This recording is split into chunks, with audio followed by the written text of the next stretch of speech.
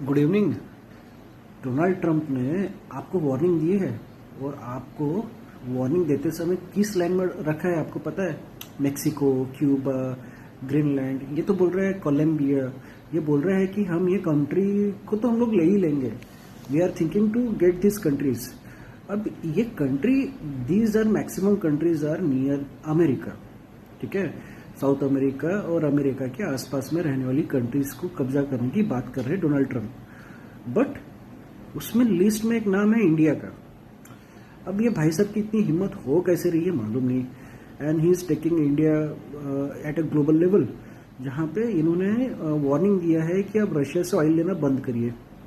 अगर आप बोलेंगे कि रशिया से ऑयल लेना बंद करिए तो एक या दो हफ्ते पहले की कोई न्यूज़ होगी छोटी सी, जहाँ पे रिलायंस ने यूएस जो ये है गवर्नमेंट है वहाँ से उन्होंने परमिशन लिया था रशिया की कंपनी से ऑयल लेने के लिए। 1 मंथ का परमिशन लिया है इन्होंने, ठीक है?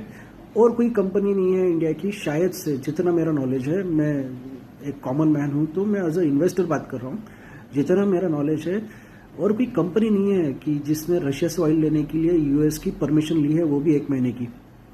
अब ये डायरेक्ट नाम ले नहीं रहे किसी कंपनी का। आप खुद गूगल करिए, आपको मिलेगा permission given by US for 1 month of oil purchase from a Russian country और रशियन कंपनी। अब ये कंपनी जो इंडियन कंपनी है that is called as Reliance, ठीक है? अब एक कंपनी के लिए आप पूरी कंट्री का नाम ले रहे हैं। अब ये क्लैरिफाई हमारे स्टेट ने करना चाहिए, ऐसा एज ए इन्वेस्टर मुझे लगता है।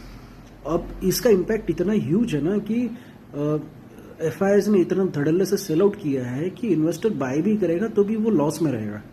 अब ये तो होगी सिर्फ मार्केट बेस्ड इकोनॉमी के बारे में। मैं और भी चीज़ें बोल रहा हूँ आपको धीरे धीरे कुछ दिनों में समझ में आएगा मैं क्या बोलना चाहता हूँ। Now what I am actually saying, we are in a middle of a storm, और ये जो मिडल ऑफ अ स्टॉर्म है that is eye of twister.